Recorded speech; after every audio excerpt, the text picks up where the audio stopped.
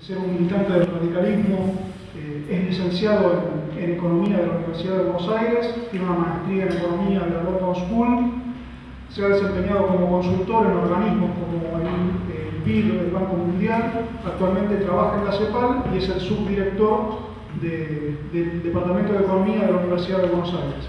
Y también fue precandidato a diputado nacional en el año 2005 por la lista 1420, que, como dice Gonzalo Guerra, obtuvo un contundente 11% de los votos. Gracias, Pablo.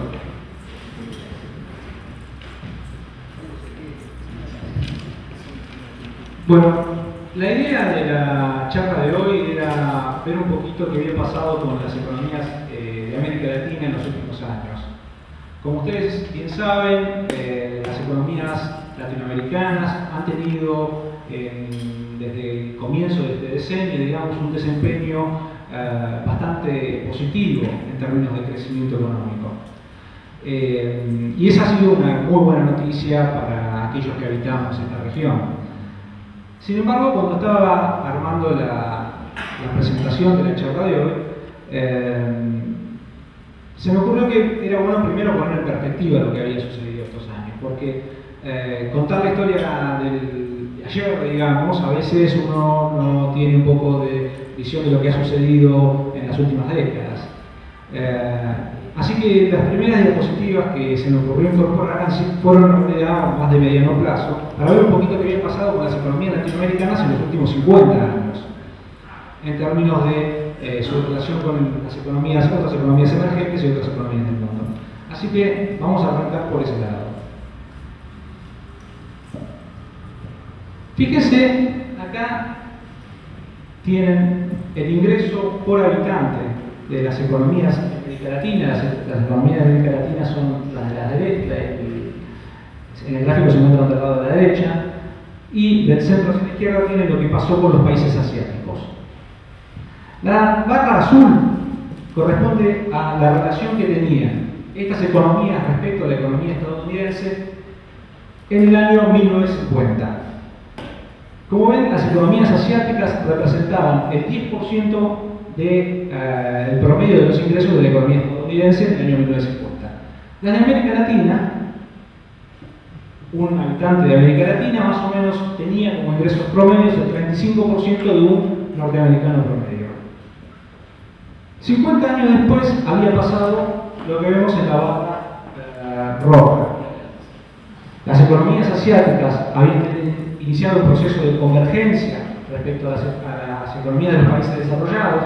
En particular, fíjense que tomando el conjunto de países del sudeste asiático, incluyendo China, habían pasado del 7% a casi el 22-23% del ingreso medio de un norteamericano. Esto se llama la convergencia, es decir, los países menos desarrollados se acercan a las economías más desarrolladas.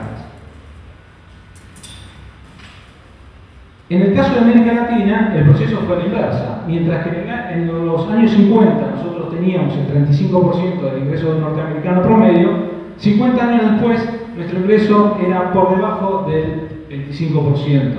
Es decir, en los últimos 50 años lo que sucedió en las economías latinoamericanas es que perdieron terreno respecto a las economías desarrolladas. Mientras que los otros países emergentes convergieron hacia los países desarrollados, nosotros tuvimos un proceso de estancamiento muy fuerte.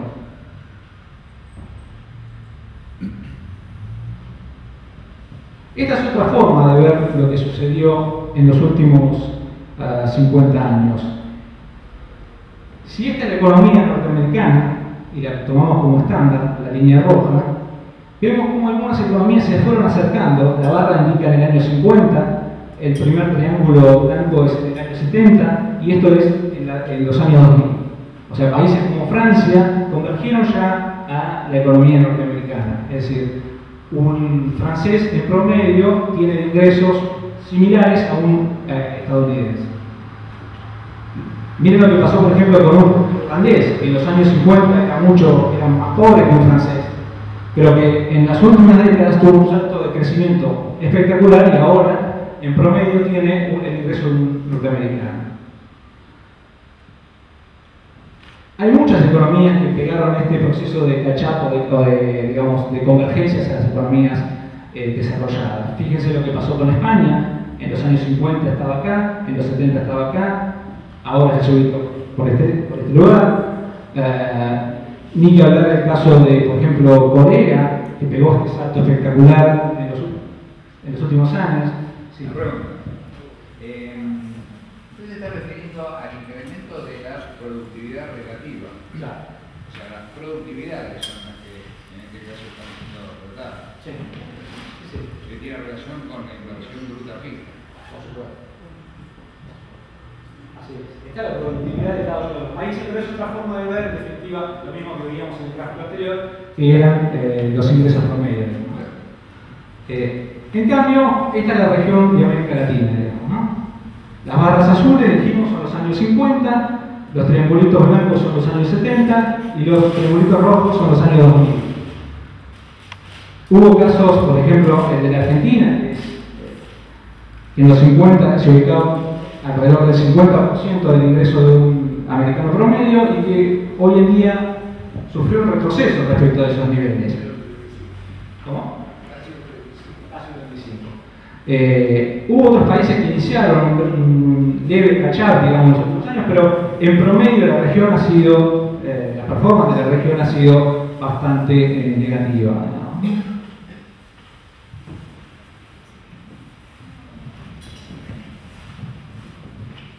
Esta es otra forma de poner en perspectiva lo que sucedió en las últimas décadas.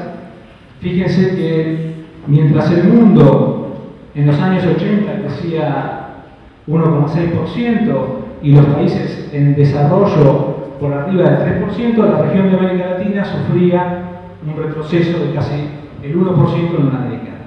O sea, la performance de nuestra región fue realmente muy mala en los años 80, digamos, ¿no? Recuerden que esa fue la época donde no solo los términos de intercambio, el precio de las exportaciones de nuestros países sufrió por la caída del precio de los alimentos, sino también donde se acumularon inmensas cantidades de deuda externa, donde la tasa de interés mundial afectó fuertemente el crecimiento de nuestras economías. Ahora lo que les vamos a hablar un poquito es de lo que ha pasado en los últimos años. Como ven, las economías de América Latina ahora sí crecen. Si uno lo compara respecto a lo que fueron los años 80, esto es un cambio de fase del crecimiento de nuestras economías. Pero siempre hay que tener en cuenta que cuando uno lo compara respecto a cómo les fue a otros países en desarrollo, ese buen desempeño en términos relativos no es tan brillante como puede ser si uno lo toma por sí solo. O sea, crecemos muy por debajo de lo que sucede todavía con las economías asiáticas.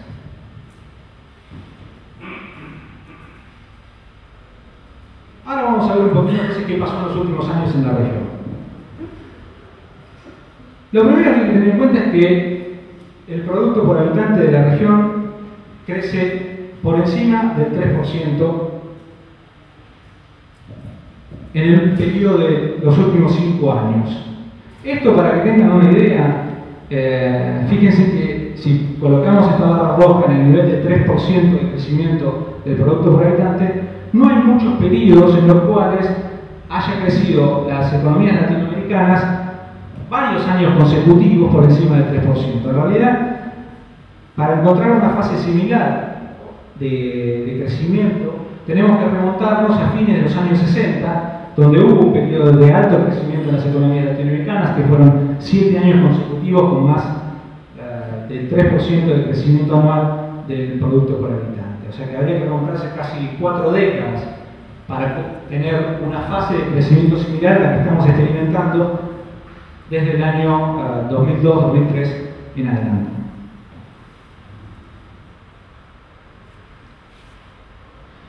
Este crecimiento trajo aparejado mejoras en el mercado laboral.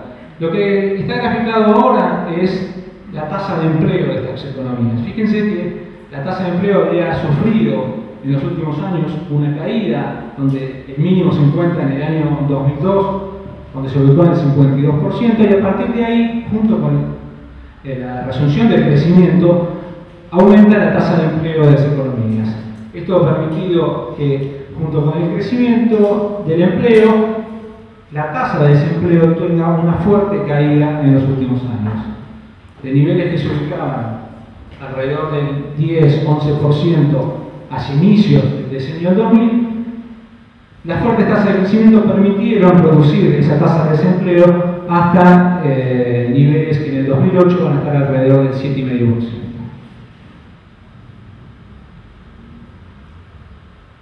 Entonces, tasa de crecimiento más alta, menor desempleo. Y una de las, también de las buenas noticias de estos últimos años fue que ese crecimiento del empleo estuvo en buena medida originado en crecimiento de los trabajos asalariados, es decir, trabajos formales. Ustedes saben muy bien que uno de los problemas que aqueja a la región es la fuerte informalidad del empleo que tiene, el cuentapropismo en realidad informal. En los últimos años no solo hubo crecimiento del empleo, sino que hubo crecimiento del empleo formal. Ahora bien, ¿cuáles fueron los motivos por los cuales hemos visto este cambio de fase en la tasa de crecimiento de estas economías? Es decir, ¿por qué estas economías que habían tenido durante los años 80 y desde décadas anteriores también tasas de crecimiento muy bajas respecto a otras economías del mundo, tuvieron un cambio y empezaron a crecer más fuertemente desde el año 2000? Una de las razones es que el mundo creció mucho en estos últimos años.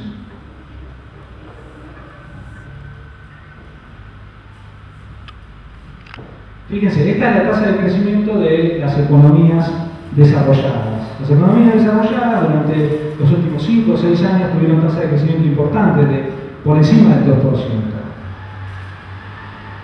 Esta es la tasa de crecimiento de los países en desarrollo sin incluir los países de América Latina. Fíjense, tasas de crecimiento del 6, del 7%.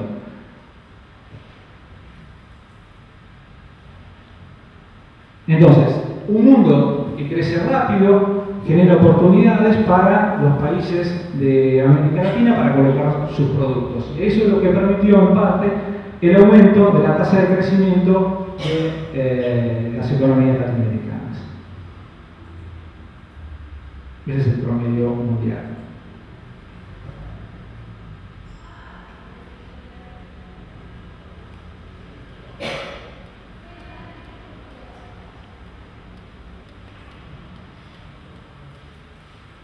Entonces, ¿qué impulsó el crecimiento? Por un lado, que la economía mundial crecía. Por el otro lado, que los mercados financieros internacionales, es decir, los mercados de préstamos internacionales para los gobiernos y para el sector privado, tuvieron mucha liquidez en los últimos años. Una forma de ver este proceso de liquidez del sistema financiero es mirar cómo evolucionó lo que se conoce como el riesgo país. El riesgo país es un premio que pagan las economías emergentes por encima de una economía desarrollada para tomar un préstamo.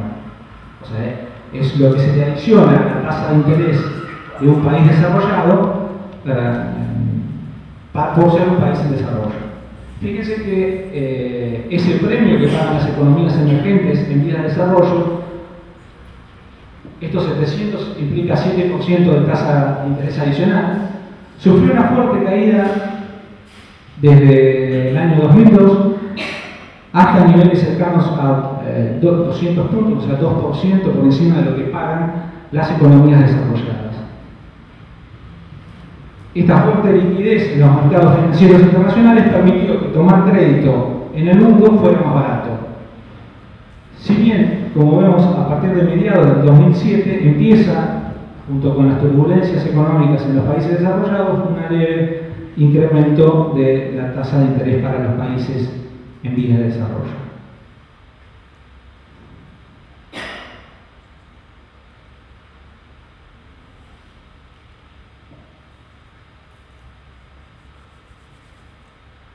Entonces teníamos el crecimiento, lo explica. Por un lado, que la economía mundial creció fuertemente. Después, que el sistema financiero internacional tuvo un exceso de liquidez que permitió financiarse a tasas más bajas.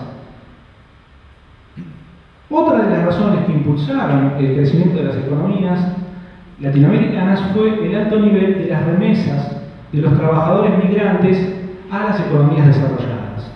Estos, después vamos a ver algunos casos particulares, pero para economías como la de Centroamérica, muchos países centroamericanos, El Salvador, Honduras, incluso para países de tamaño un poco más importante, como puede ser el caso de México, las remesas de los ingresos de los trabajadores migrantes a esos países representan una porción muy importante del producto de esas economías. Es decir, que parte del ingreso que recibieron algunas de esas economías latinoamericanas provino de las remesas que enviaban los trabajadores en los países desarrollados. Este es un proceso que se desarrolló ahora, que no tiene antecedentes, digamos, en periodos anteriores. La cuarta razón por la cual las condiciones externas mejoraron para las economías latinoamericanas e impulsaron el crecimiento tiene que ver con la mejora en los términos de intercambio. Términos de intercambio, para entenderlo, es cuánto vale lo que yo le vendo al mundo en relación a lo que le compro al mundo. Cuando lo que yo le vendo al mundo vale más, quiere decir que mi ingreso sube porque voy a poder comprar más cosas de las que el mundo me vende. Desde el año 2000 hasta hoy, digamos, los países de América Latina tuvieron una mejora importante en los términos de intercambio. Sin embargo, esa mejora tuvo diferencias en términos regionales. Esta primera barra es cuánto mejoró los precios de la exportación de los países de América Latina, de los términos de intercambio de los países de América Latina, respecto a un promedio de los 90 en relación a los precios del año 2007. Fíjense que el promedio de América Latina aumentó un 33% el precio de sus exportaciones, de sus términos de intercambio en realidad, respecto a los años 90.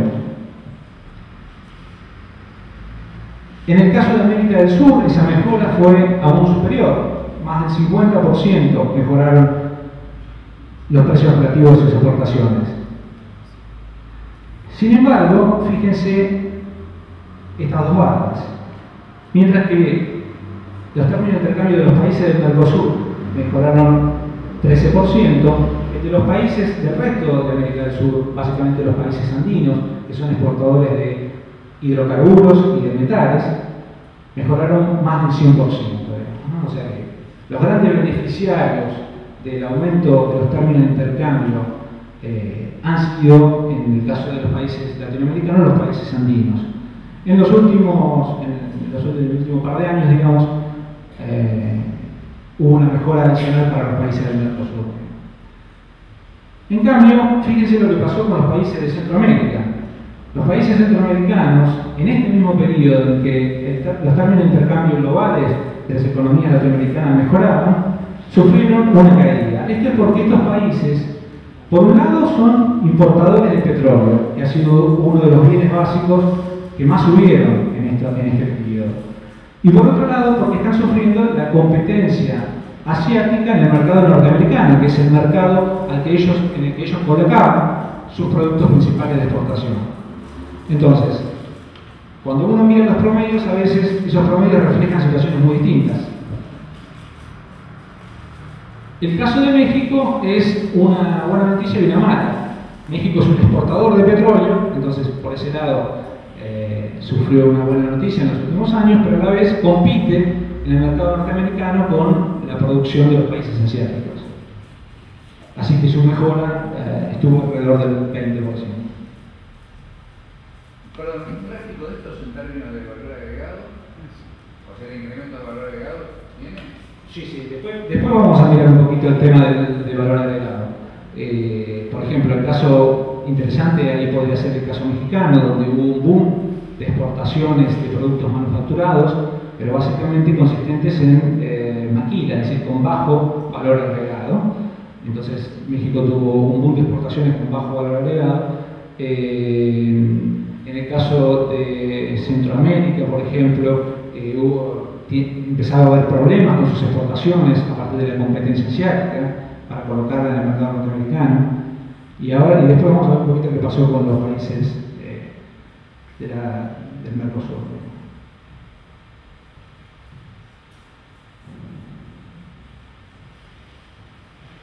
Entonces, decíamos, los países de América Latina tuvieron unos últimos 5 o 6 años muy buenos de tasa de crecimiento por habitante de más del 3%. Las razones que explican esas tasas de crecimiento son básicamente una mejora muy fuerte en lo que es el contexto internacional que enfrentan estas economías. Pero a medida que fueron transcurriendo estos años del ciclo favorable, también empezaron a aparecer factores internos a estas economías que impulsaron el crecimiento. Entre ellos hubo un aumento importante de la inversión y del consumo privado, digamos, factores internos a estas economías.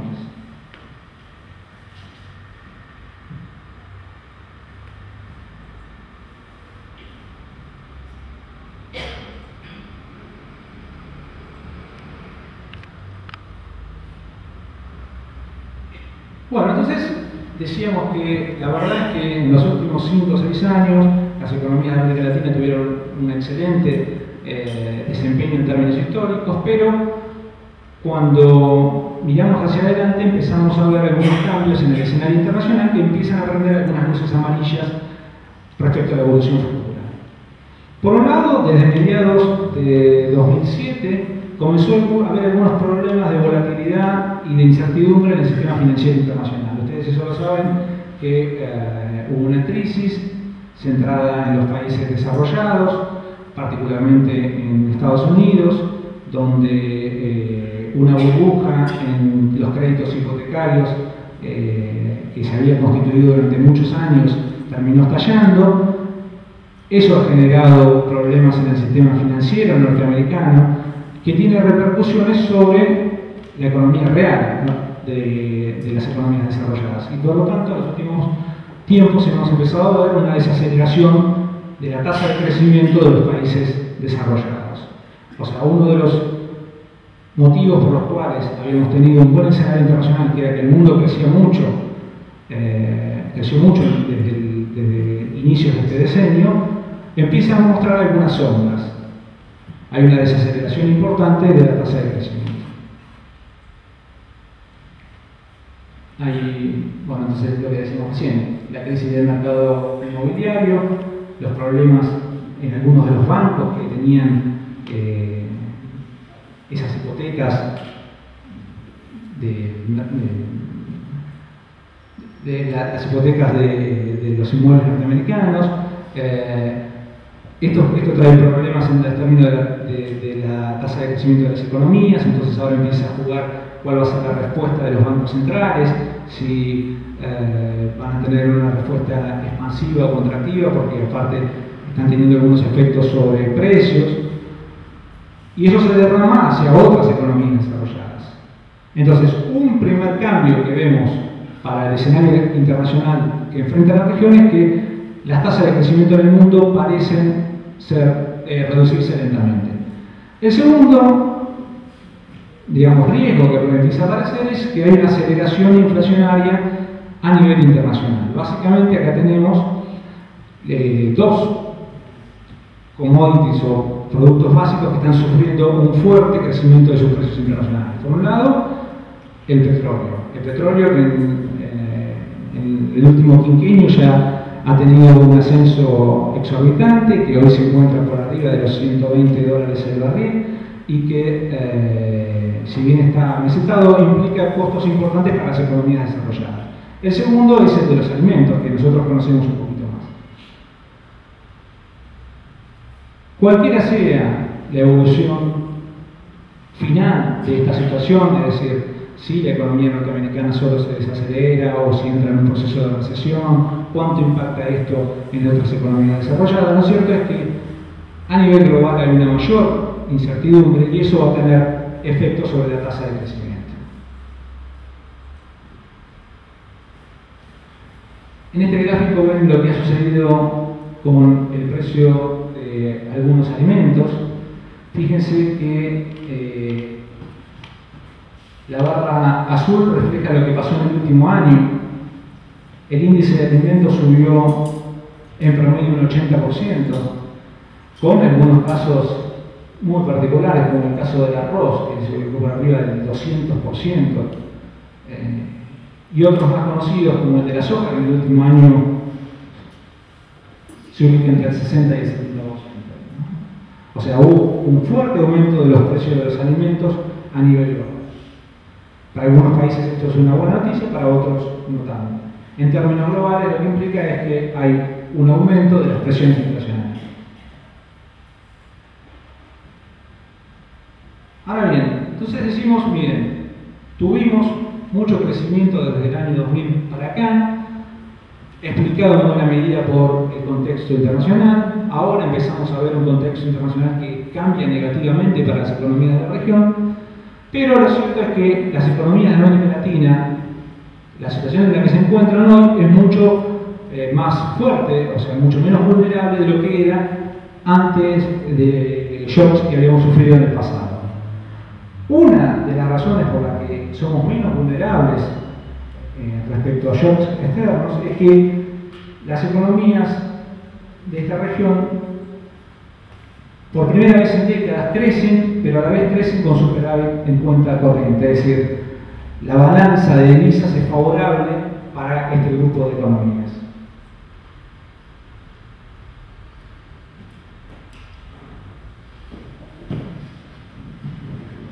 Esto es lo que ha sucedido con la relación entre exportaciones e importaciones en estas economías en los últimos años. Fíjense que el saldo de la balanza comercial de las economías latinoamericanas ha sido positivo, o sea, lo que se encuentra por arriba de esta línea es positivo, lo que está por debajo es negativo, y como ven, desde el año 2002 las economías de esta región tuvieron saldos de balanza comercial positivos, incluso un periodo por arriba del 2% del producto, aunque en los últimos años esto tiene una tendencia decreciente, es decir, que exportamos más de lo que importamos. Eso no es tan común para las economías de la región. Generalmente, cuando estas economías crecían, lo que había era un boom de las importaciones, mientras que las exportaciones se mantenían estancadas, y por lo tanto entrábamos en problemas con nuestro balance de pagos, es decir, nuestro saldo de divisas.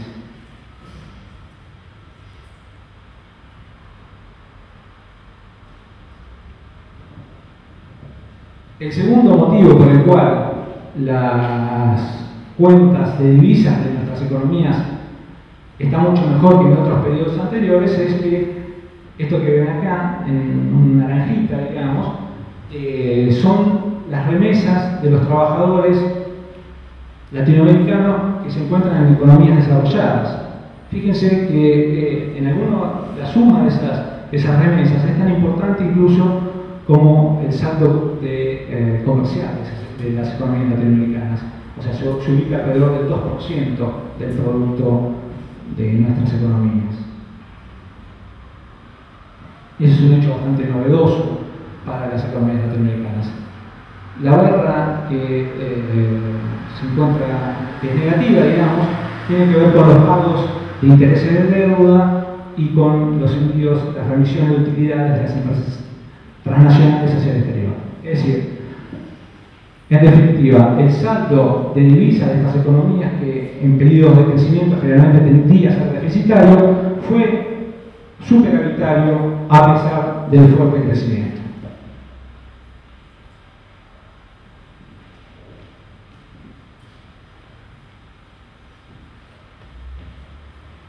No solo tuvimos, digamos, un saldo de divisas favorable en la balanza de pagos, sino que además esto permitió acumular reservas a las autoridades monetarias de los países. La gráfica esta representa el monto de las reservas internacionales de los bancos centrales de las economías latinoamericanas. Fíjense que de niveles que se ubicaban alrededor de 150.000 millones de dólares de reservas a inicios del decenio de los años 2000, ahora se ubica alrededor de los 450.000 millones. O sea, un fuerte incremento de las reservas internacionales.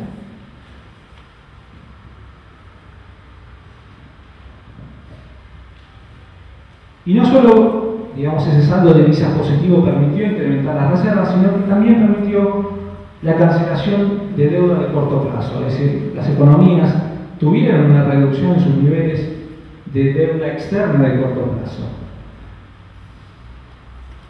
Con lo que una relación que usualmente miran los economistas, que es cuál es la relación entre los activos en dólares que vos tenés, o moneda internacional que vos tenés, que son las reservas, y la deuda de corto plazo que los países tienen que afrontar, sufrió una fuerte reducción. Es decir, tenemos menos deuda y tenemos más activos externos.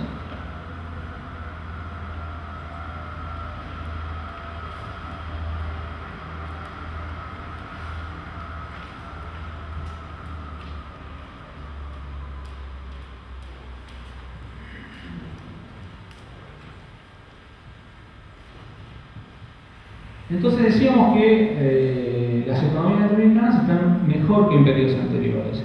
Sin embargo, como veíamos antes, la desaceleración de la economía mundial implica riesgos para nuestras economías. ¿Cuáles son los riesgos? Bueno, uno es que ese financiamiento que recibían las economías de América Latina, producto de las remesas de los trabajadores en los países desarrollados, sufran una reducción. Fíjense cuál es la importancia de las remesas de los trabajadores para las economías latinoamericanas. Hay casos, fíjense por ejemplo, México, las remesas de los trabajadores mexicanos a la economía mexicana representan 24.000 millones de dólares. O sea, son cifras muy importantes. Otros, que por ejemplo aparecen ahí como Haití o Honduras, que son alrededor de 2.000, 3.000 millones, implican montos muy importantes en términos del producto de esas economías. Fíjense, por ejemplo, el caso de los países que se encuentran sobre el lado izquierdo, ¿no? Haití, Honduras, Jamaica, El Salvador y Nicaragua. Para esos países, las remesas de sus trabajadores, básicamente que se encuentran en los Estados Unidos, implican ingresos de alrededor del 20, 25 y hasta 30% del producto de esas economías. O sea, son montos muy importantes. Y si se produce una desaceleración, particularmente en la economía norteamericana, lo que se podría verificar es que estas remesas empiecen a estabilizarse o que incluso se reduzcan, digamos, ¿no? El caso mexicano que veíamos antes, que eran 24.000 millones, si bien el monto es importante, en términos de producto es relativamente menor, digamos.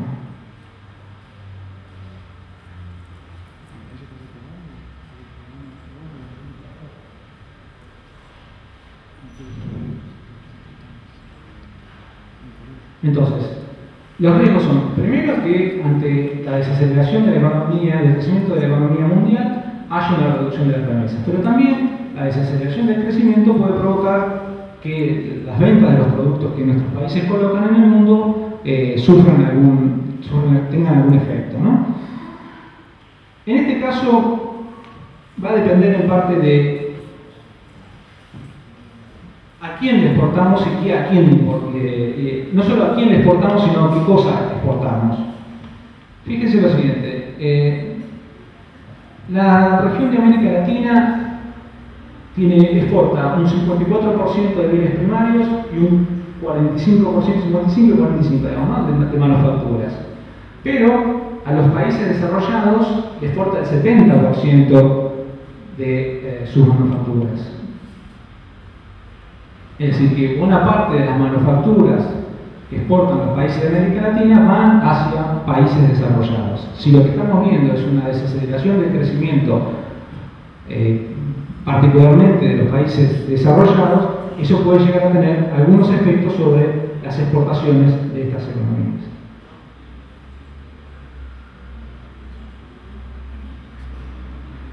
Ahora, vean qué pasa en el caso de México. México, veanlo ahí en el cuadro en la parte inferior,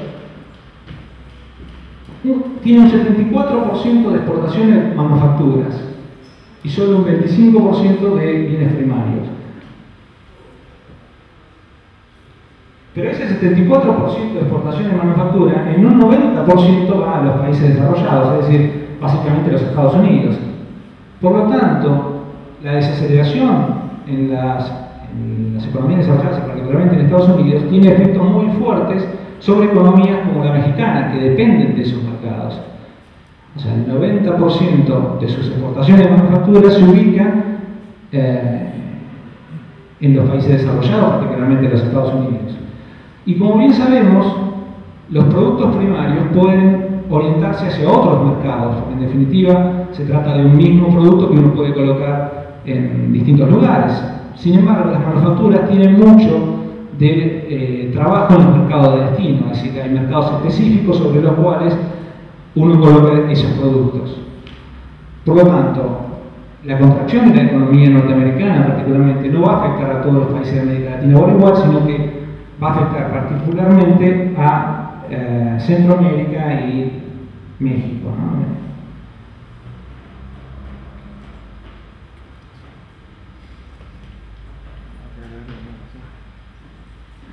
Otra discusión es qué va a pasar no solo con el crecimiento de la economía mundial, sino qué va a pasar con el precio de los productos primarios, de los bienes básicos, que son los que exportamos los países de América Latina.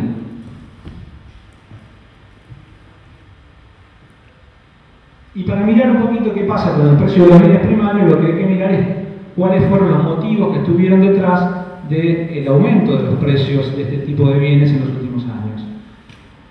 Como todos sabemos bien, una de las razones del aumento de precios estuvo en el fuerte crecimiento de algunas economías asiáticas, particularmente el crecimiento de China, y en el segundo lugar de importancia seguramente está el caso de la India, que demandan fuertemente productos alimenticios.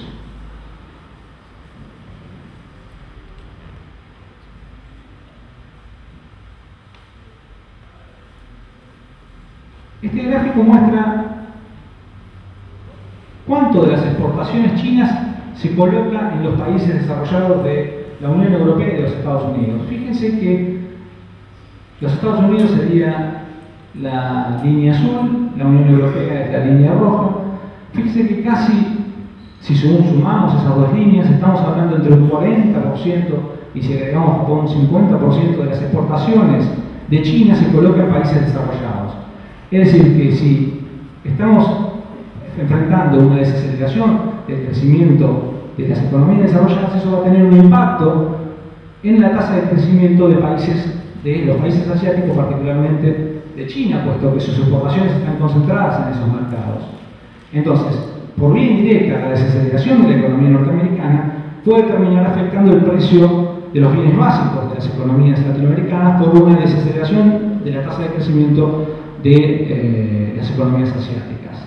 Como ven, todo está relacionado en este mundo.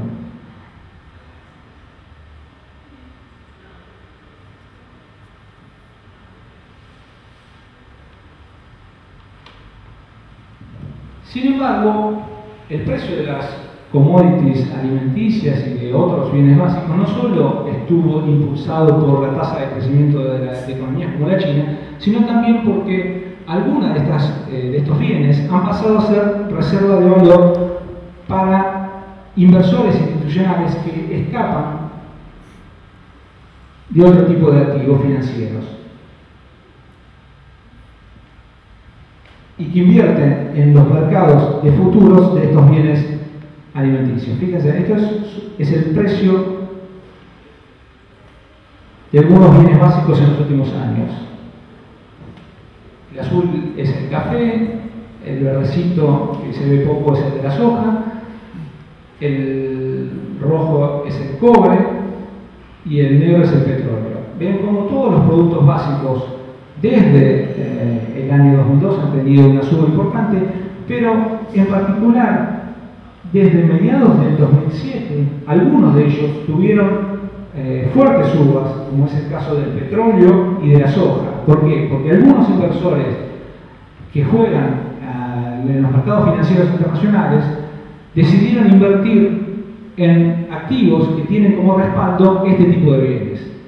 Entonces, no es solo que el crecimiento de estos productos está vinculado a que hay más demanda de alimentos, porque el mundo, o algunos países del mundo se están volviendo más ricos, como es el caso de la China o de la India, sino también que hay una cierta especulación internacional en términos de estos bienes primarios.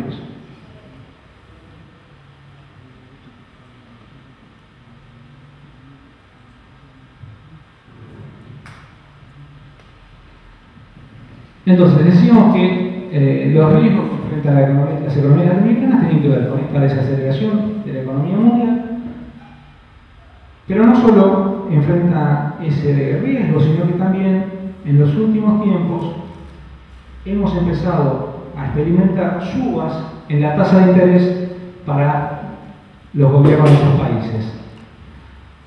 Lo que ven en la línea azul es el riesgo país de las economías latinoamericanas, es decir, esa tasa adicional que pagan las economías de nuestra región por encima de lo que paga el gobierno de los Estados Unidos.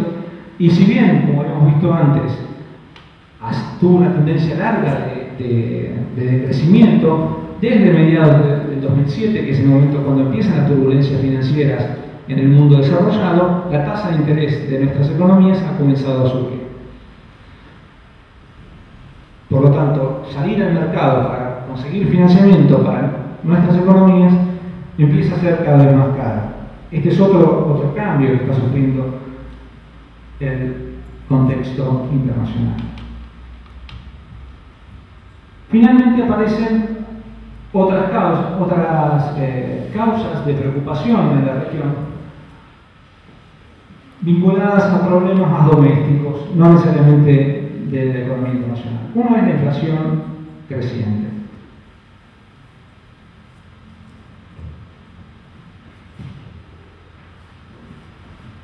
Fíjense este gráfico. Este gráfico muestra que la tasa de inflación de las economías de América Latina había alcanzado niveles del 6% hacia el año 2006 en promedio, con una fuerte caída desde inicios de la década, niveles del 2013 ya por encima del 10%, pero que en los últimos años esto ha tenido un cambio de tendencia y que paulatinamente se fue acelerando la tasa de inflación en nuestras economías, no solo porque hubo un aumento, un efecto de lo que llamamos antes, ¿no? Una suba de los precios internacionales del petróleo, de los alimentos, sino también porque en algunas economías no solo hay efectos de oferta, sino también de demanda, es decir, economías que estuvieron creciendo durante mucho tiempo por encima de su capacidad de largo plazo y por lo tanto empiezan a enfrentar problemas en su tasa de inflación. Como ven, la aceleración inflacionaria no es la misma para todos los países. Ahí las barras rojas es cuánto aumentan los precios de los alimentos, la barra azul es cuánto aumentan los precios de un conjunto de productos, o sea, lo que se conoce como el índice de precios del consumidor. En el caso argentino son los datos oficiales, así que, como ustedes saben muy bien, hay que tomarlo como de quien viene, ¿no? Como ven, en casos, digamos, como el de Venezuela, que tiene tasas de crecimiento de su IPC de alrededor del 30% y los alimentos están subiendo casi 50%, y hay otras economías donde estos efectos son más moderados, digamos.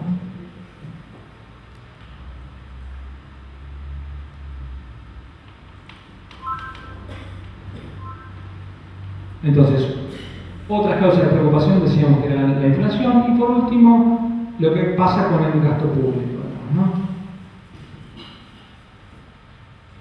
En general, nuestras economías, cuando tenemos muchos ingresos, gastamos mucho, cuando tenemos pocos ingresos, gastamos poco, digamos. Es al revés de cómo tendría que ser la receta, ¿no? O sea, cuando tenemos pocos ingresos, tendríamos que haber ahorrado en el periodo anterior para poder usar los ahorros, y cuando tenemos buenos periodos de bonanza, ahorrar un poquito para esos periodos malos, ¿no? Pero lo cierto es que la tendencia en los países de América Latina es que cuando vienen los periodos malos gastamos mucho menos de lo que gastamos en promedio, y cuando vienen los periodos buenos gastamos mucho más de lo que podemos, ¿no? Fíjense que en la primera etapa, cuando todavía las economías recién empezaban su periodo reciente de auge, digamos, mientras que el gasto caía y los ingresos subían, cuando se consolida la fase de crecimiento, lo que empezamos a ver es que el gasto empieza a subir, y en los años recientes tenemos caída de los resultados de las cuentas públicas en nuestras economías, porque el gasto empieza a subir por encima de los ingresos.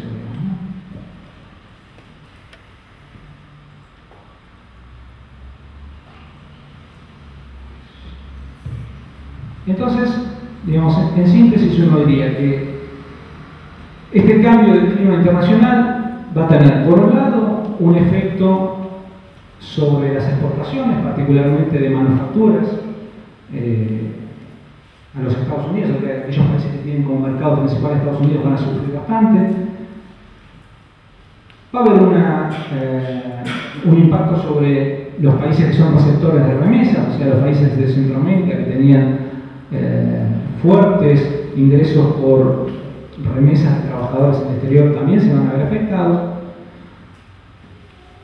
Pero, digamos, la buena noticia es que el 2008 va a ser el sexto año consecutivo en que las economías latinoamericanas van a crecer, el quinto que crecen con un producto per cápita por arriba del 3%, y en promedio se espera que los niveles se ubiquen alrededor del 4,5%. Entonces, vimos que tuvimos una fase positiva desde que arrancó este nuevo decenio, que ahora empiezan a haber algunas luces amarillas en el contexto internacional. ¿Qué tienen que hacer nuestras economías para aprovechar la oportunidad que tienen enfrente? Que es que muchos de los productos que esas economías exportan siguen valiendo en términos internacionales niveles altos históricos, ¿no?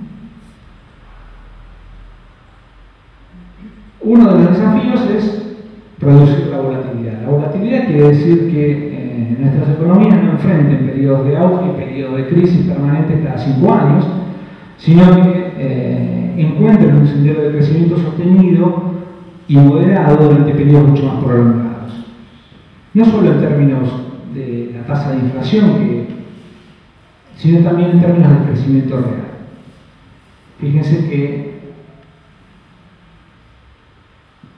esta es la volatilidad de la tasa de crecimiento del mundo, es decir, cuanto más volátil tendríamos que ver mayores aumentos y decresos, aumentos en la volatilidad de las economías. Esto es los países desarrollados en América Latina, y fíjense lo que pasa con los países de América Latina, es decir, son muchos los más volátiles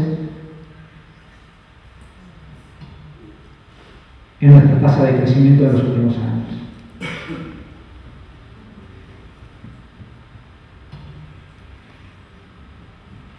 Otro de los temas que se abren para la política económica de nuestras economías es sostener la competitividad externa. Es decir, en los últimos años nuestras economías han tenido, sobre todo las de América del Sur, una situación de tipo de cambio fluctuante, con un tipo de cambio real elevado, que si la inflación se consolida como problema para los países de esta región, se van a ir, este tema va a ir reduciéndose, y por lo tanto eso va a tener efectos sobre la tasa de crecimiento de las economías.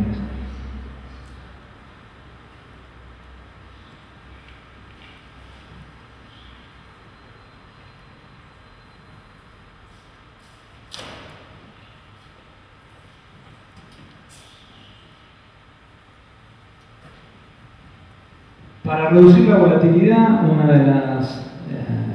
la volatilidad real, una de las formas es aumentar la profundización financiera de estas economías, y para ello necesitamos el desarrollo de bancas de desarrollo, es decir, que tienen un rol a cumplir, sobre todo para el fomento de la inversión,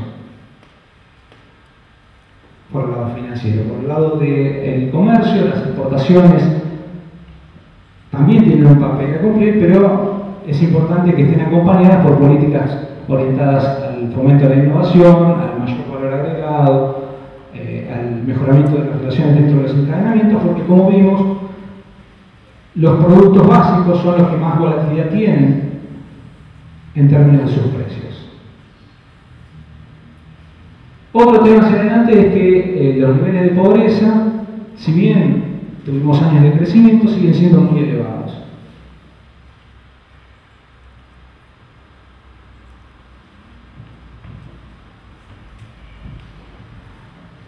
Estos son los niveles de pobreza de las economías de América Latina. Fíjense que si bien desde el año 2002 había un 44% de personas que están por debajo de la línea de pobreza en esta región y llegamos al 2007 con un 35%, es decir, que hubo una reducción de 9 puntos porcentuales en la tasa de personas que se ubican por debajo de la línea de pobreza.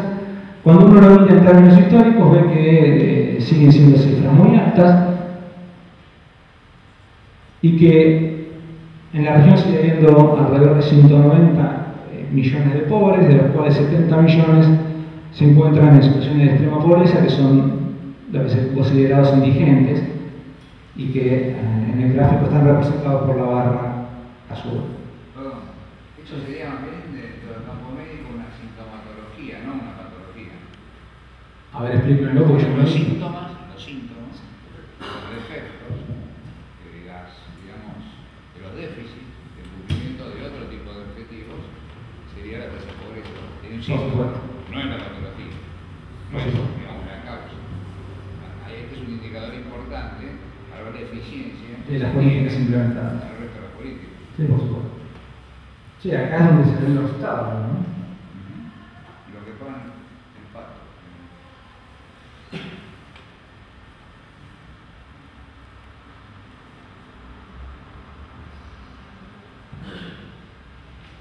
Este gráfico lo que muestra es que en los últimos años, en casi todos los países de la región, por no decir todos,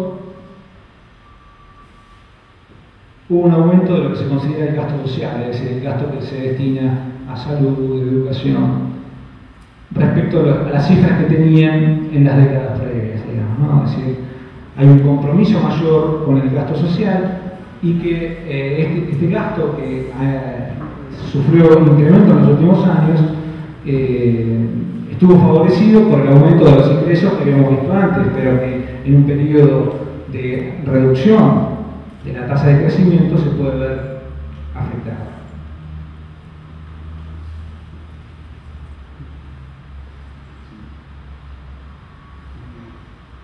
Este gráfico, a ver si se los puedo contar un poquito porque es medio complicado.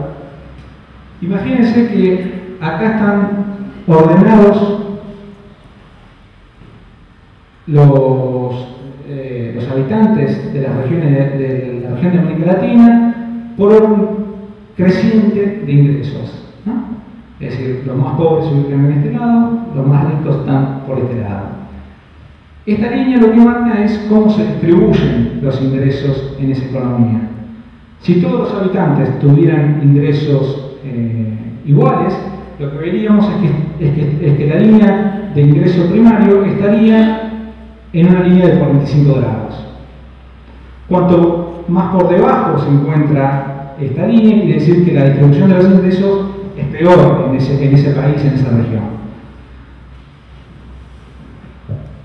Sobre todo, fíjense, es interesante ver el salto que pega esta línea, la pendiente de esta línea, entre los que se encuentran en lo que se llama el cuarto y el quinto quintil de la población, digamos, ¿no? Entre el último 20% de la población.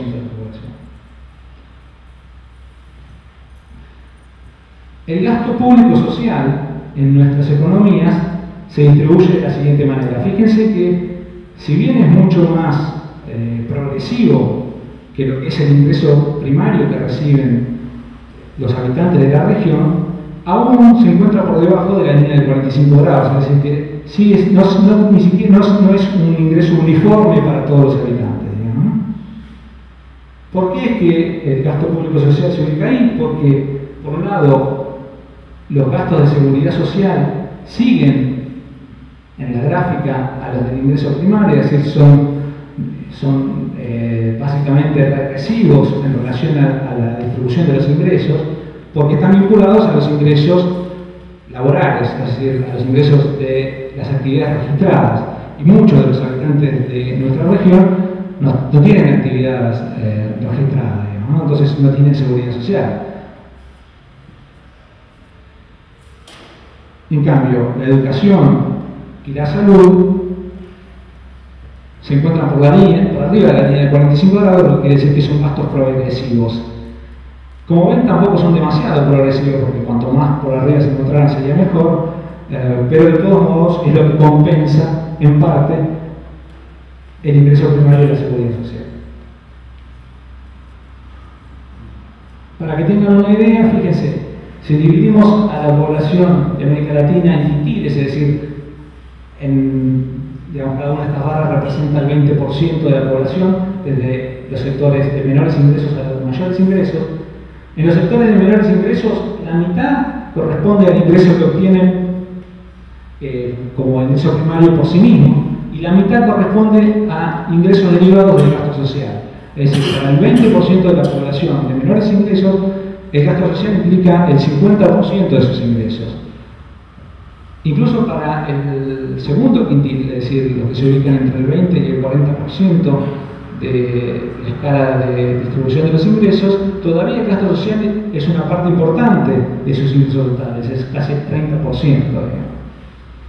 Por supuesto, para los que se ubican en los quintiles más elevados, la participación se reduce.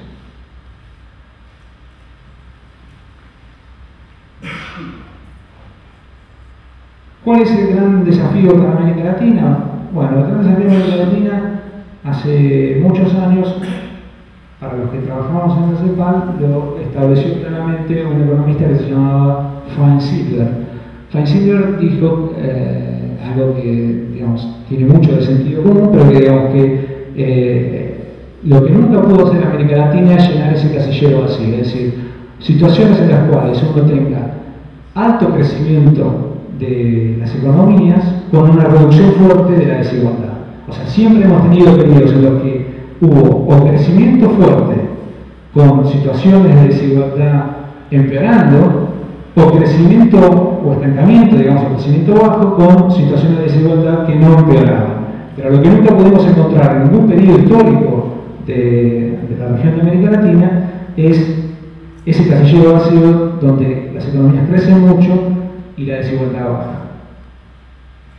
Por supuesto, como decía ahí, el Estado tiene un rol muy importante para jugar en esa situación. Detenemos acá y por si quieren podemos seguir un poquito más, como le gusta a ustedes. Tenemos una prueba de error. Dale. Un poco a Argentina más que a Latinoamérica. Preguntarte sobre el desafío que tiene hoy Argentina con respecto a la inflación. Porque muchas veces se escuchan soluciones que pasan por enfriar la economía, tal vez con recetas bastante ortodoxas. En mi caso particular no soy un economista, por eso te pregunto si, digamos, ¿qué alternativa consideras vos para controlar la inflación sin enfriar la economía? Si en el contexto actual hay variantes como para pensar controlar la inflación sin enfriarla. Bueno, primero que lo primero que tenemos hoy es una economía congelada, digamos, ¿no? Porque no es que la vamos a enfriar, sino que en los últimos meses lo que hemos visto ha sido un parate impresionante de la actividad económica, de todo tipo, desde la actividad agropecuaria, obviamente, que es la que fue el eje del conflicto de los últimos 200 días, digamos, sino que también eso afectó a la actividad industrial, a la construcción, al comercio. Es decir, me parece que cuando se debatía esto que vos planteabas, de decir, bueno, ¿cómo podemos hacer para desacelerar la economía y que esto, no, digamos, cómo podemos hacer para bajar la inflación y que esto no desacelere la economía? Ya ha quedado, digamos, fuera de tiempo, digamos, porque hoy lo que tenemos es una economía estancada. La discusión hoy sería cómo hacemos para que la economía vuelva a crecer a ritmos importantes en términos históricos, pero que no acelere la tasa de inflación, digamos, ¿no? Hoy me parece que el debate va más por ese lado. La sensación que tengo yo es que existen para la economía argentina muchísimas oportunidades de retomar el sendero de crecimiento que habíamos tenido en los primeros años de recuperación, luego de la crisis de la convertibilidad, digamos, porque la situación externa, tal cual la veíamos hace un rato, si bien empieza a presentar algunas luces amarillas, todavía sigue siendo favorable, muy favorable, sobre todo para países como el nuestro, que son exportadores de alimentos, digamos, ¿no? no es lo mismo para otros que no producen este tipo de bienes y que encima tienen importaciones de petróleo, que sí están sufriendo algunas consecuencias del cambio de la fase internacional. Pero para países como la Argentina, la situación internacional sigue siendo muy buena. O sea, de lo que se trata es de aprovechar un contexto internacional muy favorable. Y para aprovechar un contexto internacional muy favorable, lo único que requiere la economía para retomar su sendero de crecimiento es la reducción de los grados de incertidumbre que sufrió en los últimos meses. Y que en buena medida están vinculados con decisiones de política, no exclusivamente económicas. Por otro lado, para primero decir que tenemos un problema con la inflación, lo primero que tenemos que hacer es que reconocer que tenemos un problema, digamos, ¿no? Porque si seguimos utilizando los índices que produce hoy nuestro organismo de estadísticas, difícilmente podremos primero diagnosticar un problema, porque según ese índice la inflación viene cayendo desde ya hace más de un año, digamos, ¿no? Entonces, primero hay que empezar por reconocer los problemas, por sinceramiento, que esto implica reorganizar el Instituto de Estadística, básicamente, y que los encuestadores tomen los precios que aparecen en la calle y no lo que le indican las oficinas públicas, digamos, ¿no? Que eso es lo que ha sucedido en algunos casos.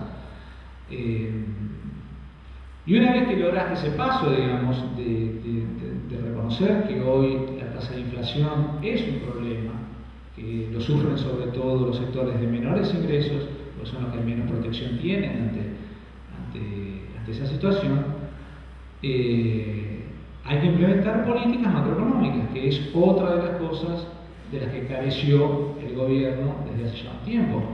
Es decir, políticas fiscales y políticas monetarias que permitan garantizar que esta tasa de inflación que se había acelerado fuertemente en los últimos tiempos no implique un régimen de alta inflación como el que habíamos sufrido en otros periodos, ¿no? Entonces, digo, tenemos una oportunidad que nos da el contexto internacional para crecer fuertemente. Tuvimos un periodo de incertidumbre política que nos metió en este congelamiento de la economía. Hacia adelante de lo que se trata es de mejorar a partir de, primero, reconocer los problemas y después implementar las políticas adecuadas. En este caso tiene que ver con políticas macroeconómicas. Sí. Sí, quería saber cuál es tu visión sobre la política económica de Brasil, con Lula.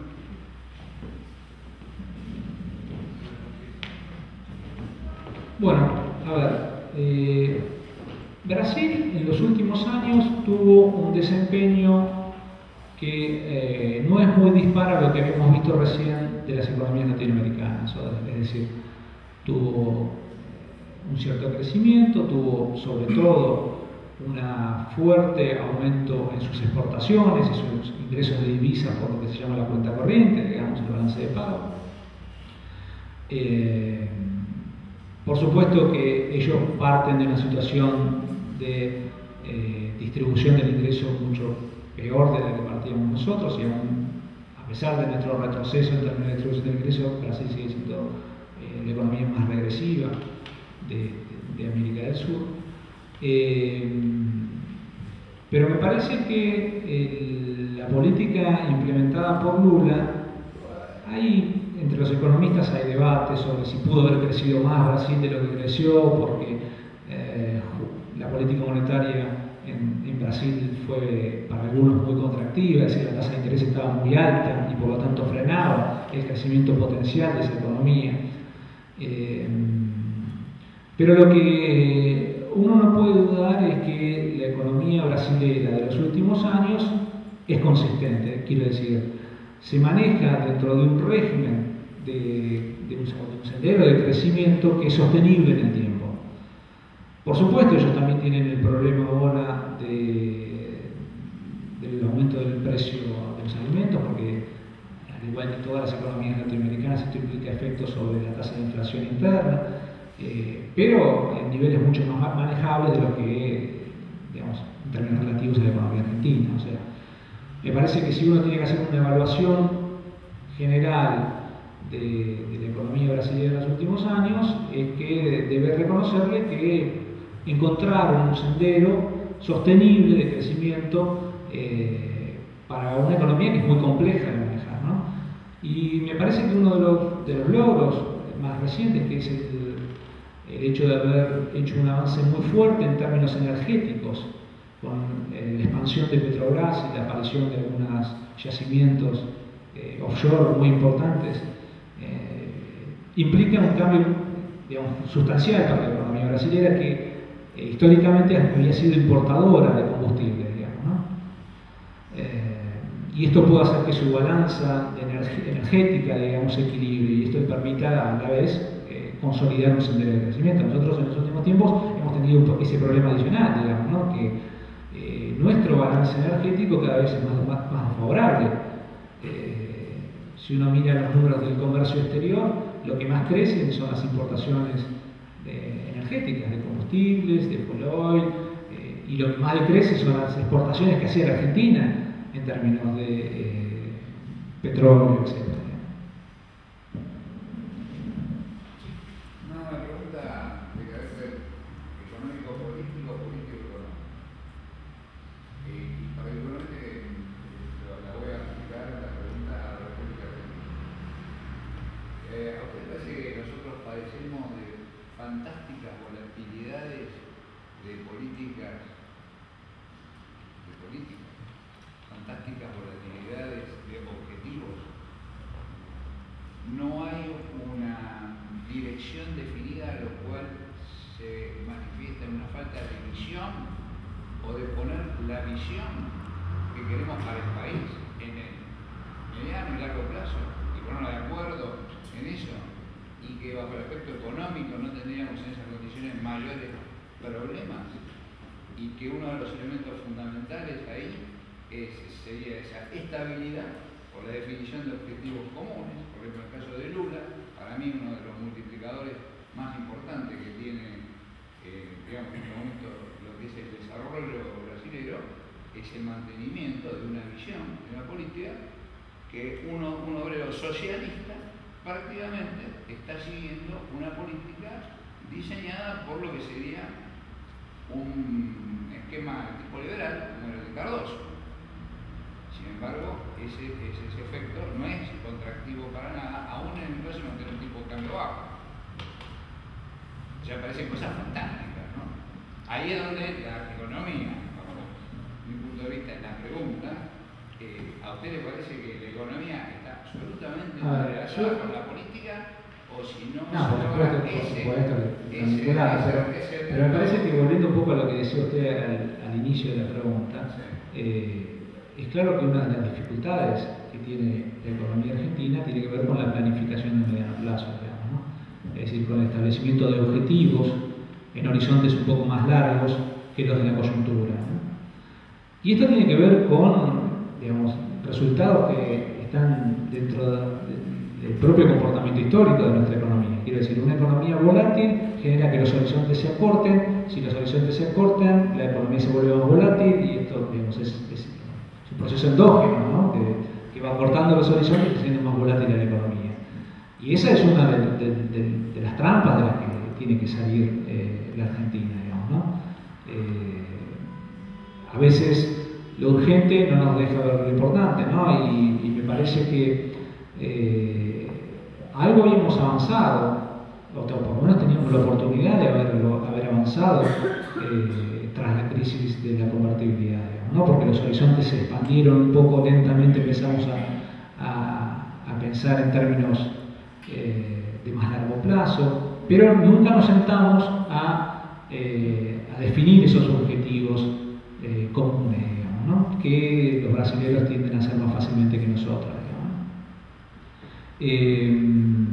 Yo creo que ese es uno de los desafíos más importantes, digamos, salir de la trampa de la volatilidad y el acortamiento de plazo. Por supuesto que si se implementan políticas equivocadas, que lo que hacen es que se acelere la tasa de inflación, que la economía se estanque, eso nos lleva a que se acorten los horizontes, no que se alarguen, porque cada vez los problemas de coyuntura pasan a ser más importantes respecto a los problemas de mediano plazo. Una vez más, para salir de esto me parece que lo que tenemos que hacer es pensar un poco en las cosas importantes y a veces no darle tanta bolilla a las más urgentes. Sí. De los distintos modelos implementados ahora acá en Latinoamérica, en Sudamérica mejor, para acotarlo un poco, ¿cuál sería según vos el más digno de imitar brevemente y por qué? De los implementados actualmente en este momento. Para mí no existe tal cosa como la imitación de los modelos, digamos, ¿no? Cada país tiene particularidades que lo hacen distinto al otro, digamos, ¿no? Por supuesto, históricamente las economías latinoamericanas sufrieron los mismos shocks externos, tuvieron, cuando todos tenían problemas de deuda, cuando los países de América Latina tenían problemas de deuda, todos los países tenían problemas de deuda, cuando vino el proceso de democratización en los países de América Latina, todos enfrentaron ese desafío, pero me parece que no existe tal cosa como un modelo, porque no es lo mismo una economía exportadora de alimentos que una economía que lo que exporta son manufacturas o maquinas, digamos, ¿no? No es lo mismo una economía que está basada en los recursos humanos que una economía calificada, que una economía cuyo digamos, principal activo es la abundancia de población. No es lo mismo un exportador de petróleo que un importador de petróleo. Digamos, no existe el modelo a imitar. Lo que uno puede tomar es de cada país, de cada experiencia, no solo de la región, sino de fuera de la región, por supuesto, experiencias que sean útiles para implementar en su economía. Pero como siempre ocurre, cada economía tiene situaciones particulares, específicas, que la hacen distinta a la otra, ¿no? Sí, una pregunta ya para todo. Sí, cuando hablaste del tema de los riesgos, ¿no? de América Latina, tal vez mi idea es equivocada, pero me daba la sensación que Argentina, comparado con el resto de América Latina, está un poco mejor o más preparada para esos riesgos, porque no depende de remesas del exterior fuertemente, no nos importa si crece el crédito, digamos, de la tasa de interés internacional, porque no estamos dependiendo de crédito externo, y a su vez la mayor parte de las exportaciones argentinas son al Mercosur y no a países desarrollados como por ejemplo México. Entonces, tres de esos grandes riesgos Argentina no los tiene, ¿no? Totalmente de acuerdo. Entonces, lo que yo pienso es, ¿qué te parece a vos que, digamos, todo este tema del conflicto con el campo fue una oportunidad que no se aprovechó, digamos, ¿no? Entonces, ¿tenés como un diagnóstico de la magnitud que significó lo que perdimos en todo este tiempo, digamos? A ver, recapitulando lo que decíamos, que es totalmente correcto, digamos, o sea, para el caso argentino, la reducción de remesas no es importante, no tenemos el mercado norteamericano, que es el que más va a sufrir la desaceleración, supuestamente, como mercado de destino de nuestras exportaciones, no exportamos manufacturas, sino que básicamente exportamos materias primas y productos primarios, digamos, que pueden reorientarse a distintos mercados. Y en los últimos años, afortunadamente, no necesitamos del financiamiento internacional, digamos, ¿no? Porque generábamos superávit en cuenta corriente y superávit fiscales que nos permitían autofinanciarnos. Este último punto, en los últimos tiempos, no está tan fuerte, digamos, ¿no? O sea, lo que fueron dos fundamentos de la política tras el colapso de la convertibilidad, que eran los superávit mellizos, digamos, ¿no? El superávit en cuenta corriente y el superávit fiscal, han empezado a presentar algunas situaciones más conflictivas en los últimos tiempos. Digamos. Por el lado fiscal, las cuentas, si bien siguen siendo superavitarias, el crecimiento de los subsidios ha sido impresionante en los últimos tiempos y esto está afectando a las políticas fiscales del gobierno, digamos. Y por el lado de las cuentas externas, si bien tuvimos una mejora en los precios de los que exportamos, lo cierto es que los volúmenes de exportación no están creciendo fuertemente. Es más, en el último año en realidad prácticamente se estancaron.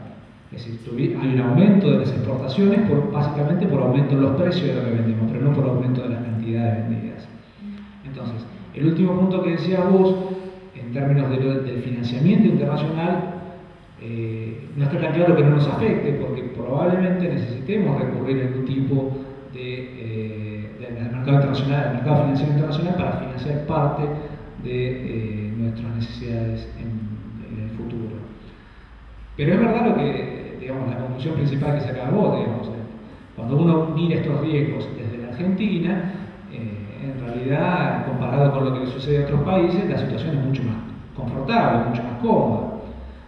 Por supuesto que si se desacelera la economía mundial, como veíamos ahí, eso implica la economía de los Estados Unidos y eso afecta a otras economías desarrolladas. Hay efectos indirectos sobre la tasa de crecimiento de las exportaciones de nuestro país, seguramente, digamos, o sea, de una u otra manera, por más que nosotros le vendamos al Mercosur, se verán afectados los países con los cuales comerciamos nosotros, o sea, que algún tipo de proceso vamos a sufrir, ¿no? Pero es verdad, digamos, en estas situaciones es mayor fortaleza. Yendo a la segunda parte, digamos, tiene que ver con lo del conflicto con el campo, sí, o sea, de vuelta, tenemos una situación internacional que nos da una oportunidad, que no sufrimos de estos riesgos principales que tienen otras economías de la región. La verdad es que estamos desaprovechando un momento, te diría, único en los últimos 100 años, digamos, ¿no? Y respecto a los costos del conflicto agropecuario, no hay estimaciones de la magnitud que implica, digamos, pero lo cierto es que una economía que venía creciendo a tasas del 9% en los últimos tiempos se estancó, ¿no? Y esto más allá de las pérdidas que implicó para comerciantes, exportadores, productores, e incluso para el propio gobierno en términos de ingresos. No, ha sido muy costoso. Entonces nuestros riesgos más bien son internos, ¿no? No son del exterior. Sí, yo diría que sí. Digamos que cuando uno mira los problemas... Usted habló recién de que nuestras exportaciones industriales es muy poco significativa. Poco significativa. Sí. Nosotros exportamos industria. Sí, será un 20%.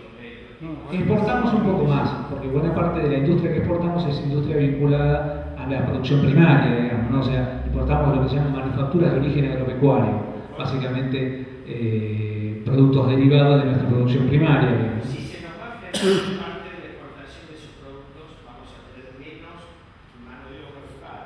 Por otro lado, usted nos dijo que vamos a necesitar un financiamiento externo. Ese financiamiento externo, ¿quién nos presta a nosotros? Bueno, ese es un dilema. Si la Argentina entra en una situación en la cual necesita financiarse en el mercado internacional, va a tener problemas, digamos, porque no es fácil encontrar gente que, digamos, primero que hoy, cuando uno mira hoy la tasa que le prestan al gobierno argentino está en el 14%, más menos, digamos, 13-14%. Son tasas muy altas, o sea, mejor que no necesite financiamiento, porque la tasa a la que están dispuestas a prestarle es muy alta. Incluso Venezuela, porque Venezuela en definitiva le presta a tasa de mercado, digamos, ¿no? Entonces, esos costos de todos modos los tendría que pagar por más que encontrar un socio demandante de bonos, ¿no? Pero sí, volviendo al comienzo, digamos, yo creo que los principales riesgos son internos. Digamos, el mundo para la Argentina sigue siendo una gran oportunidad hoy. Y estos riesgos internos tienen que ver con lo que hablábamos antes, ¿no? Con la inflación, con digamos, el parate que está sufriendo la actividad económica en los últimos meses. Y cada vez menos energía. Y los problemas de restricción energética que en algún momento no los tuvimos este año, por ejemplo, tan graves, justamente porque en el momento en el que la restricción energética se hace más fuerte, que es en el invierno, el nivel de actividad se redujo fuertemente. Entonces, lo que nos pasó el año pasado fue que teníamos el nivel de actividad creciendo fuerte y pegamos contra la restricción energética. Este año, como tuvimos el conflicto agropecuario que afectó tanto a la producción, no sentimos tanto la restricción energética, pero en el momento que la economía vuelve a crecer, retorna, sigue siendo una de las cuentas pendientes, digamos. Sí. Teniendo en cuenta que previsiblemente no haya modificaciones en temas de política económica en los próximos 3 años, analizando los últimos 5, que no haya un cambio de timón, sino que se siga en este estancamiento y no se realicen las medidas macroeconómicas necesarias como para salir del estancamiento y combatir la inflación.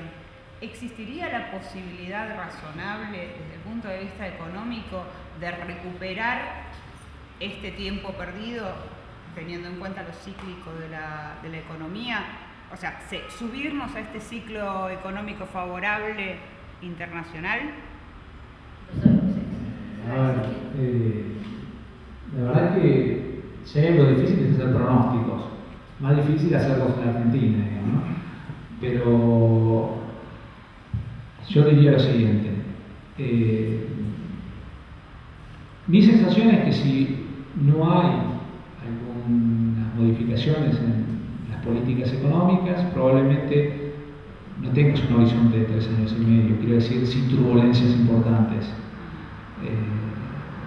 Vos tenés una economía que tiene desafíos, de los que hablábamos recién, digamos, ¿no? Energéticos, en términos de inflación, en términos de retomar un sendero de crecimiento, etcétera, etcétera, que requieren el accionar de la política económica.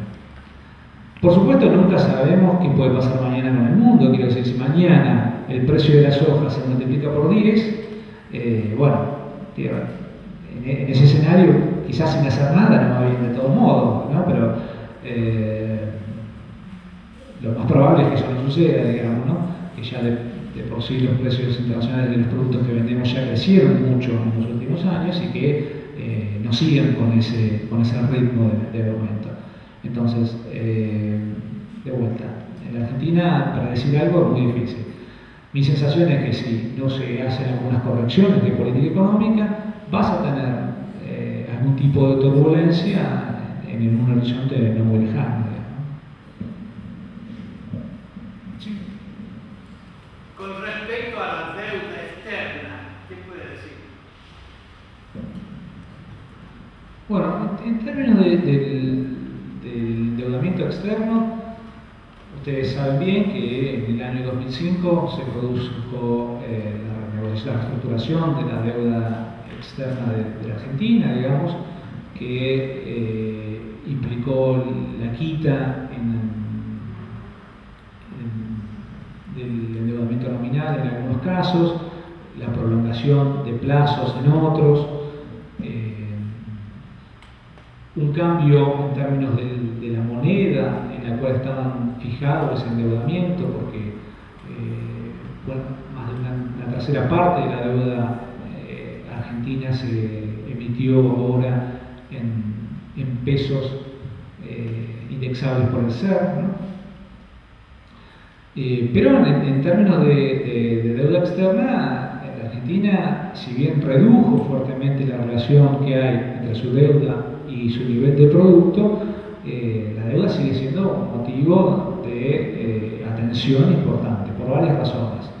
Primero, porque tenemos todavía algunos conflictos internacionales de aquellos inversores que quedaron fuera del canje de bonos, ¿no?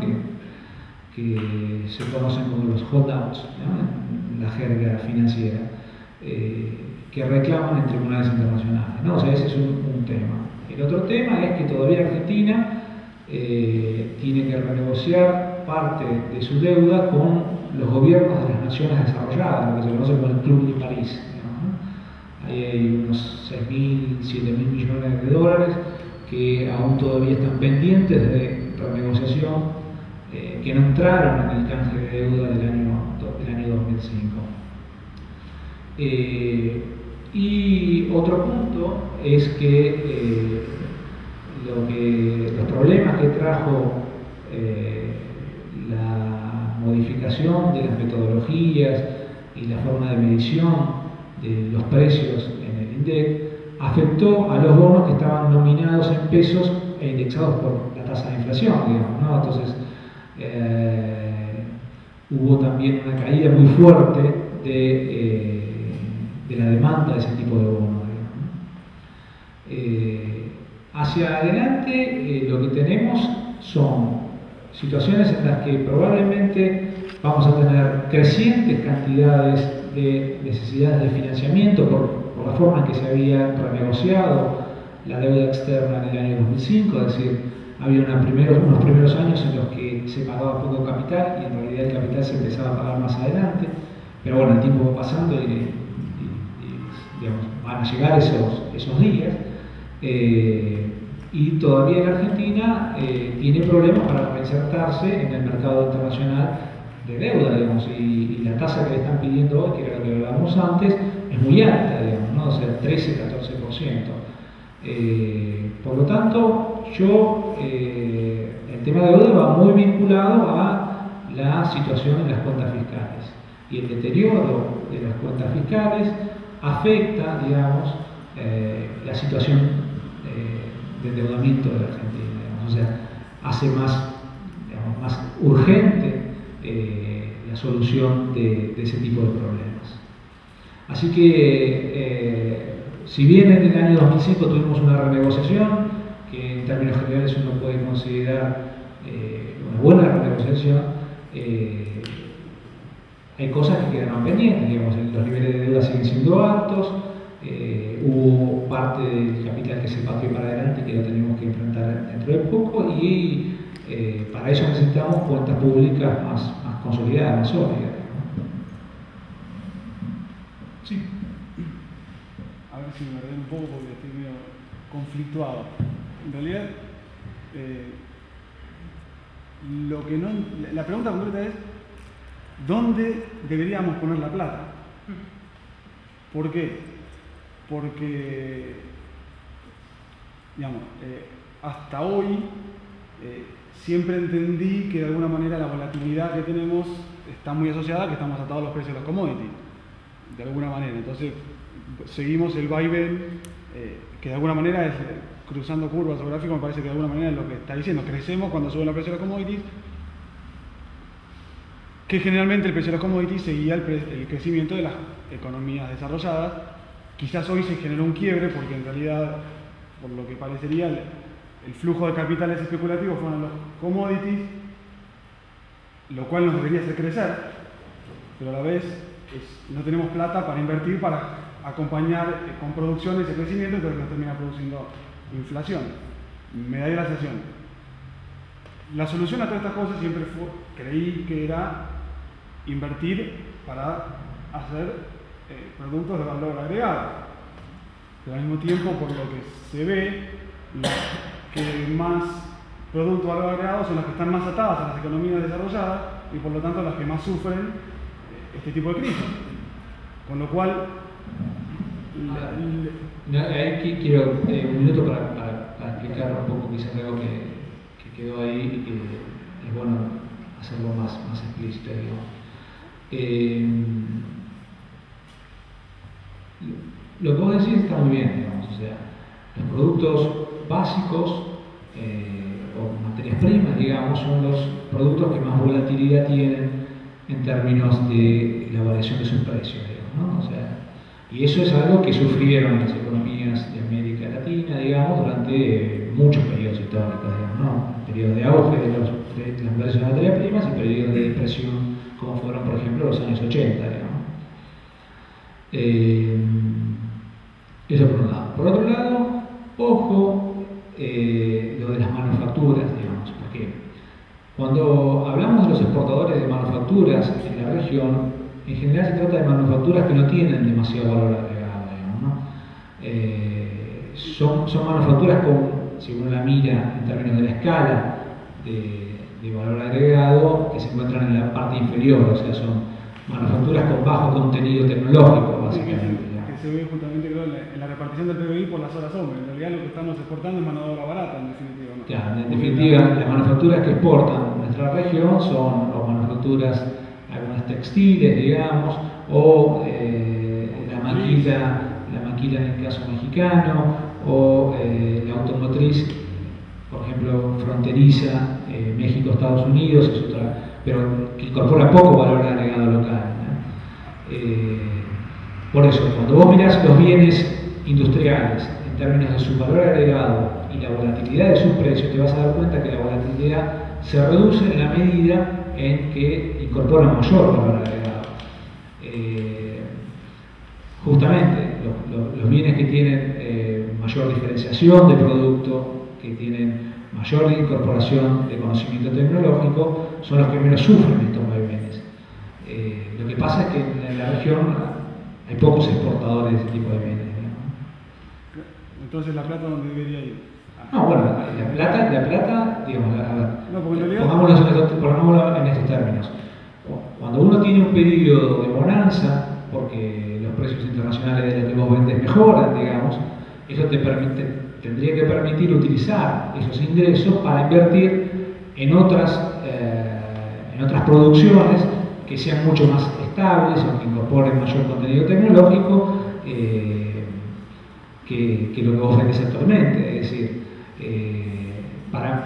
en el largo plazo lo único que explica el crecimiento es la inversión, digamos. O sea, vos podés tener periodos de auge de los precios de los ingresos, del precio de tus exportaciones, periodos de caída del precio de tus exportaciones, pero lo que importa es el coeficiente de inversión de las economías, digamos. ¿Cuánto destinás vos para producción futura? ¿No? Y eso está vinculado con cuánto ahorrás y cuánto invertís.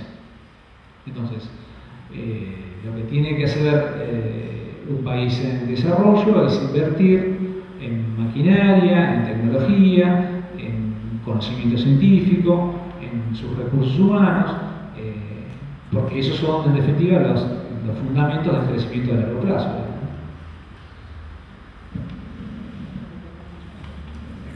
Bueno, hacemos una pregunta más porque también hay que tener en cuenta el paro de transporte. Mejor no hablemos del tema de transporte y subsidios porque tendríamos para una hora más de preguntas. Sí. Yo le quería continuar la pregunta acá del muchacho que me parece sumamente y también comparto tus conceptos en forma concreta, digamos. Y quiero destacar un tema para que lo reflexionemos. La tendencia a la polarización que tenemos en la atención de los factores. Con respecto a lo que decías vos, en este momento estamos centralizando todo en el mercado externo, estamos centralizando todo en la agroexportación. Chao, nos olvidamos de la industria. ¿Dónde está un estudio, dónde está la palabra de los economistas con respecto al desarrollo de un mercado interno sustentable? Yo no la veo, discúlpenme, porque yo los economistas estoy generalizando, soy economista, pero no lo veo.